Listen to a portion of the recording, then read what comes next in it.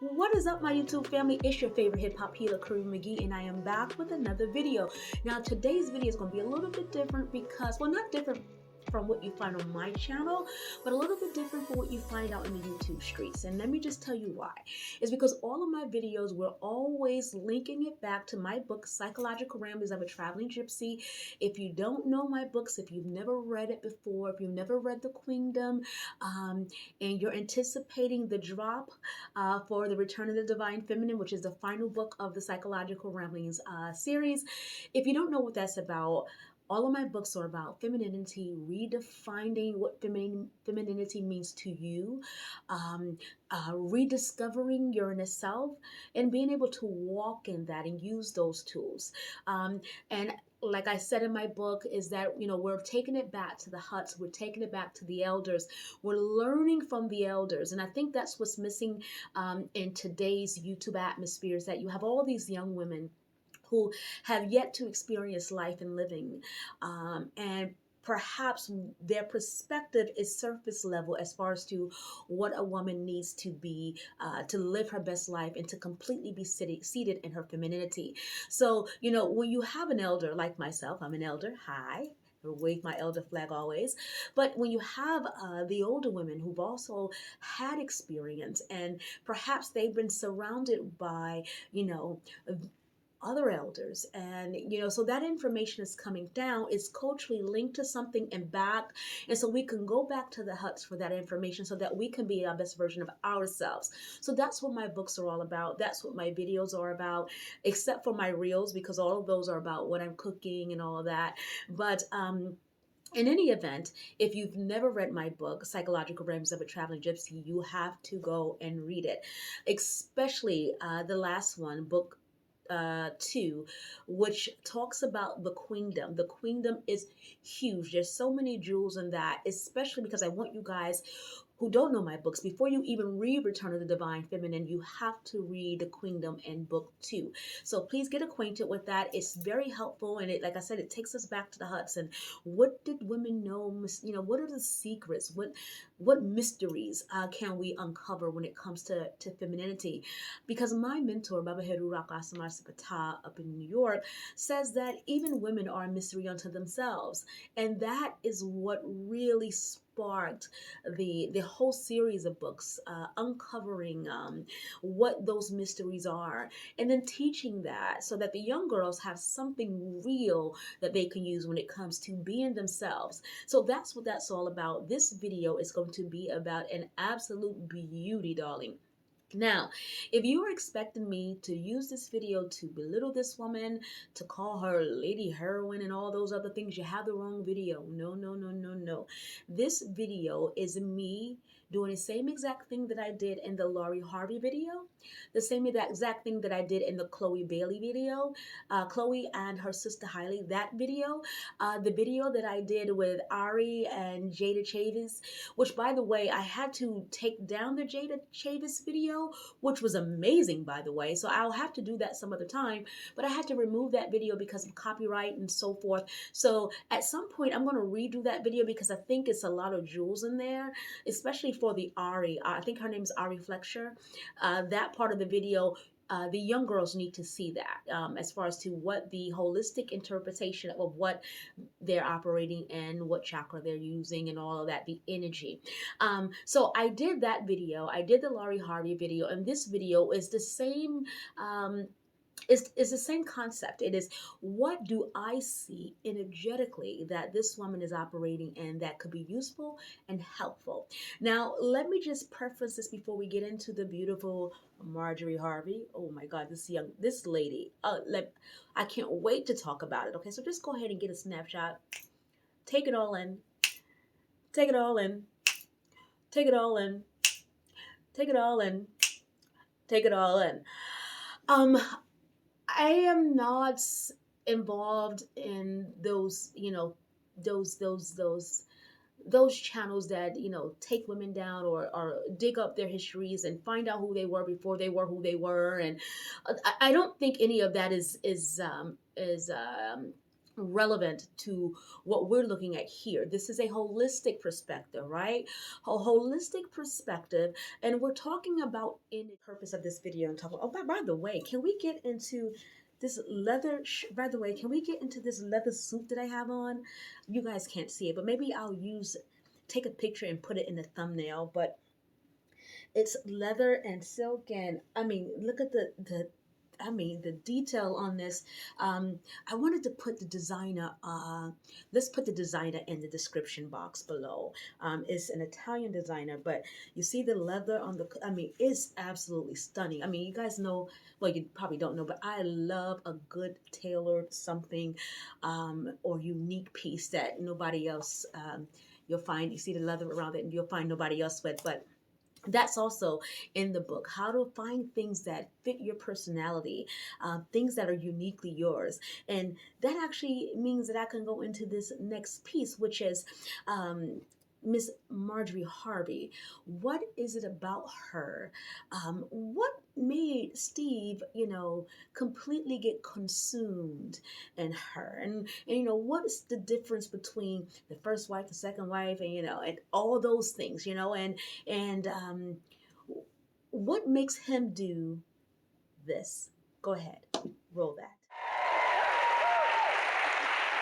So Marjorie's here all week to help me pay tribute to mothers, but I have a confession to make. You're really here so I can honor you.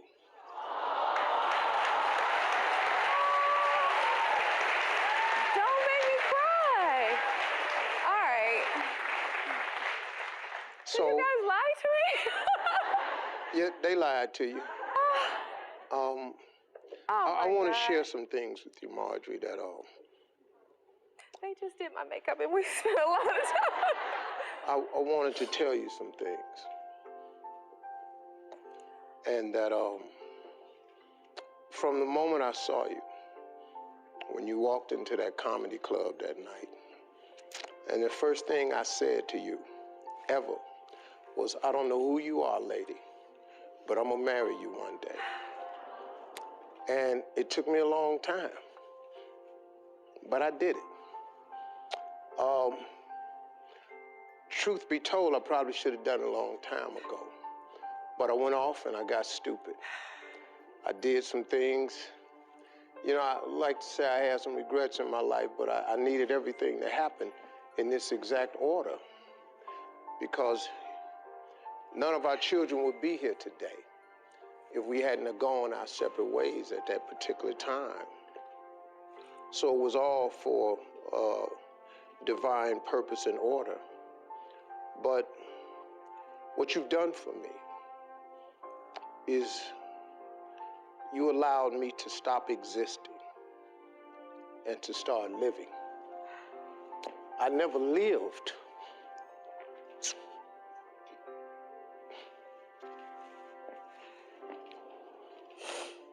before I met you. Okay, so you guys saw that, right? When you see a man, and let me tell you something, I don't know their personal life. I can care 2 cents about their personal life.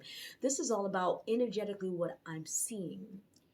When you see a man completely become okay in his emotions and not be afraid to put that on display for the entire world to see, that is extremely powerful beyond measure. Now, a lot of us are going to get caught up in the fact that, oh, it's done for TV, oh, they're trying to make it look this way. No, this is real emotion. This is real emotion. You can physically see the energy moving through his body, up between his heart, rotating, and you can feel and see it move through his body.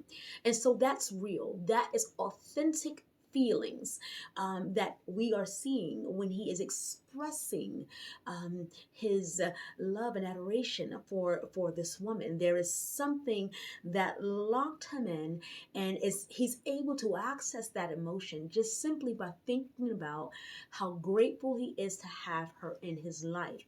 Now, What does that? What is it that does that? Well, I'm going to play this clip. I want you guys to take a look at this clip, and then I'm going to come back and we're going to talk about it. Okay? Go ahead, run that. My girl got up with me, Marjorie, my wife, she got up with me. She was the best.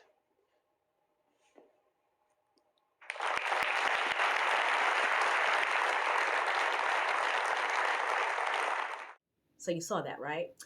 Here's the deal.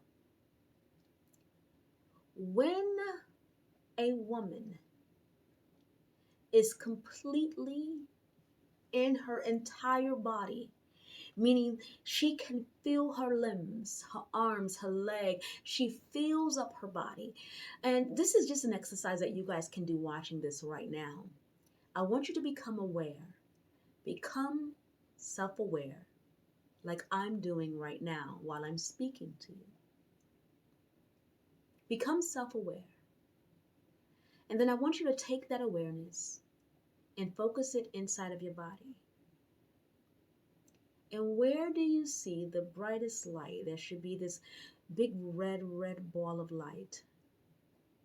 Where is that coming from? When I am present in my body, I can feel it come up through the solar plexus and outwards and around my entire body. Okay? It doesn't start at my feet. It starts here and up and out and around. And the reason why it starts here is because there is some work that I've done to move up through the energy centers, okay? And so that takes training. But I want you to feel where you feel your awareness go. And then I want you to, when you tune into your body and you lock in that thing, you can see where you have your own energy blockage, and all of us will experience some sort of blockage at one point or another. And Elder Eden tells that to Asana when she is trying to capture the heart of Chikulu, which of course is in the new book, which is the inside scoop. But Elder Eden teaches Asana how to be completely in tune with her body inwardly, not the outside, okay? She's talking about intuitively inside of her body to be aware of the energy and to be able to move energy as she sees fit. Now, once you are aware of that energy and where that energy is sitting or where there is blockage, you can mentally go into that place and speak to those places and heal them. Now, a lot of people go see a Reiki practitioner or they go see an energy healer or they come and see me. But these are things that you can learn to do on your own. There's a lot of childhood trauma that is trapped inside of our belly area. There's a lot of childhood trauma trapped inside of the base sacral chakra, and that is, pain, and that is abuse, and those kind of things are trapped there. So there's energy stuck there, and so we're not able to have these beautiful, wonderful experiences when it comes to sexuality and sensuality. So we can't work from that energy center because that energy center is blocked. But when you look at Marjorie Harvey, hear me and hear me good. She's completely in her entire body aware. And when she is speaking, she is speaking from that space. She's lifting that energy up and outward. And I remember in the Lori Harvey video, which I'll put that right here. We'll go ahead and put that Lori Harvey video right here. I talked about how she learned how to tilt her head and how when you're tilting your head, men they're like painters, they're like artists, they can see the dimension in your face and the symmetry when you tilt your head. So it becomes a little bit more attractive than this. This is more attractive than this. This is more disarming. And she not only knows that, she uses that. She uses that even when she's listening to him speak. When she is listening to her husband speak, she is completely aware. She's completely in her body. She's attentive and she's listening. So she's disarming, inviting, and she's present. Okay, now that's just what I see there. I want to play this next clip for you, and I want you to watch the body language. Watch the body language of them both. Go ahead, watch this. Where did I meet you? Oh, First time we met. Memphis. Where? At a comedy club. Okay. How did we meet? Tell them exactly how we met. Tell them first thing I said to you. Tell them how we met. I was late. You were late. Came to a comedy club. She came down front with her girlfriend. Yeah. When I saw her, I quit breathing. He stopped the show, actually. I wasn't even talking. So I came with my girlfriend. I was late, and I thought he was going to give me the business because he got real quiet. He was just staring at me. So I was waiting on him to, how they, okay, what time's your ticket say? I thought I was going to become part of the show. So he stopped the show, and he just kept staring at me. So now it's kind of awkward because it's a little bitty comedy club. Hey, it wasn't that little. Okay. So a comedy club is small if y'all are sitting at tables. Yeah, well, it's 300 seater. That's a comedy club. Probably was the biggest in the whole Southeast. Okay. So that's Steve's version of the comedy club. It was actually at the Rose Bowl. It was huge. All right. So what? All right, so it was a small comedy club. So I came late, came down front with my girlfriend. Our seats were right here at the front, right by the stage. So we were sitting here. The stage was here. So he's just quiet. He just keeps staring at me. So I'm waiting on him to make me a part of the show so we can get on with the show. So he stayed quiet so long, staring at me. Now everybody in the club is looking at me. And so he finally realized, okay, I got to say something. He was like, oh, I'm sorry. I don't know who this is, but I'm going to marry her. Okay, so and you and your mate can do this. And I think this is amazing that when we're talking about the first day we met or how we met, oftentimes we we have different stories. Our lover might have one story, and we might have something different. And there's some details that the lover might leave out that, we may not even remember. And that's because everybody has their own understanding of how things happen. And then as time goes on and we evolve, of course, those things, completely change according to what our understanding is of that experience. But what I find very interesting here is that both of these people, both of them, okay, are extremely excited about speaking, and it's not a fake excitement. You can see the jittery in Steve as if he's reliving that moment of when he first set eyes on her. And I don't know if you guys remember, but this goes back to one of my first videos and one of my first books. I talked about how a man always knows. You don't have to drag them through the mud and try to convince them and try to prove yourself and try to be somebody different and try to act or walk like. You can just simply be yourself. And if you are the one, you are the one, period. There's nothing else you need to do. There's no more other competition. If you are who you say you are, and if you are who they are looking for, you are the one, period. And he knew that the moment he saw her. Now, what was he seeing when he saw her? He didn't know her. He didn't know her history, right? We're assuming he didn't know it. But he saw her when she was walking in. They see you. They see you. So they see you. When I say they see you, he saw her. He saw her. And when I said, remember what I said about men are like artists, they're like painters, and the woman's face, her body structure, and all of those things are activating their senses, their spidey senses, right? And so the way she presented herself when she was walking through that space, the way she was holding herself, perhaps when she was holding her bag. My bag is here, right? So perhaps she was holding her bag, she's holding her bag and she's, excuse me, I'm sorry, excuse me. He's automatically in his head, in the Rolodex, and he is looking and observing the lines in her body, the curves, whether or not she said something when she was walking. He is observing her because that is what men do. Hello. I've been saying it for a long time. Remember what I said to you guys that there's, and I said this in book 2, that you can be the most beautiful woman on the planet. And there could be a woman who is shaped, got that Kim Kardashian body, boom, boom, boom. When a man is becoming aware, when a silent energy is coming through the room, she's not just, body only, okay? She is body essence, energy, femininity, sensual. She is all of that. And that is felt outside of her. So you feel her coming. You feel her coming before she actually is coming. So um, that is a gift to learn. Give that gift to yourself that you can learn this. If you read my book or if you just watch my videos, you can learn this, okay? And part of learning this, being felt before you actually enter a room, or being felt just by walking into a room. Before you even say something, they can feel you, okay?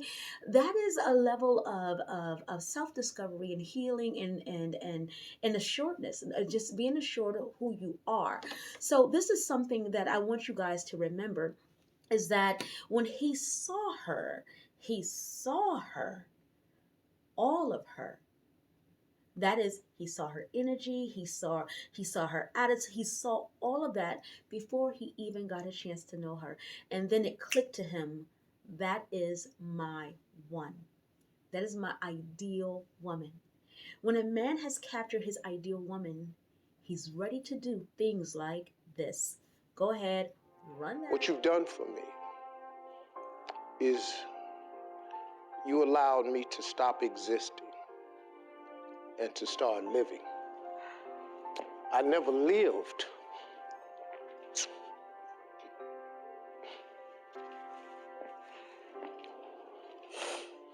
Before I met you.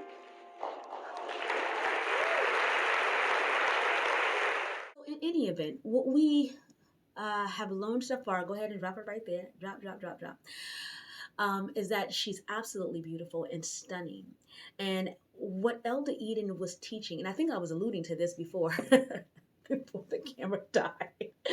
I was alluding to this, which is Elder Eden said that there are some women that can invoke in a man an energy that makes them feel as if that is all they need. Now, it doesn't mean that, they won't venture out or try to explore. It doesn't mean that. It just means that that you got them. They are committed. They are, and whatever your level of commitment means to you, so be it. But in this case, she got him, and she got him good. Okay, this is definitely different than a average husband and wife duo, and let me tell you why. She is energetically tapped into her femininity. This is not just a regular marriage, a husband and a wife, and we do our things, we take care of the kids. No, this is an energy exchange that is happening. She is feeling him up, okay? Making him proud. She is evoking in him that the level of sensuality that she herself is exuding. And so when she gives it to him, she's poured it into him, right?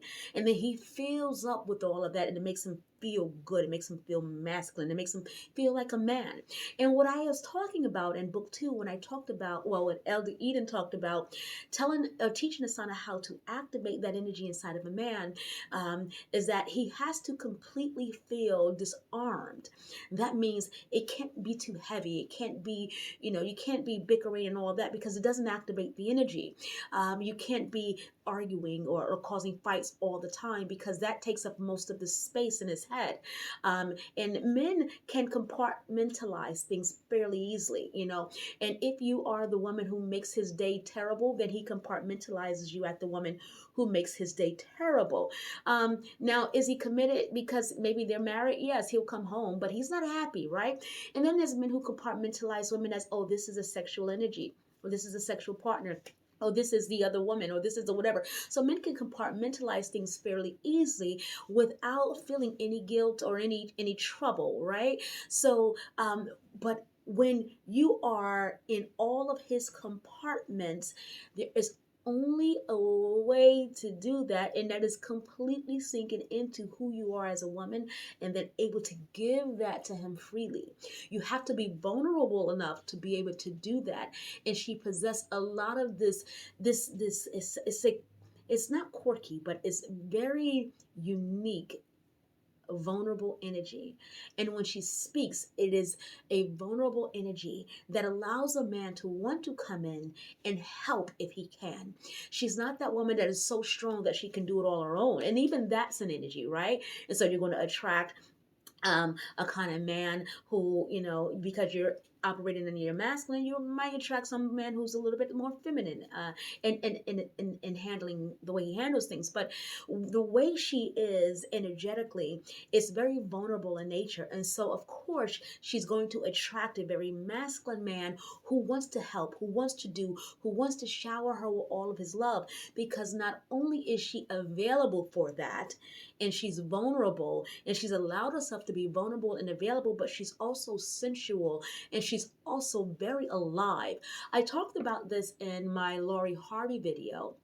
I talked about women aging themselves out of being alive, and how this whole idea that men are only attracted to younger women because younger women, their boobs are still up and they're still tight. No, no, no. It's all energy, baby.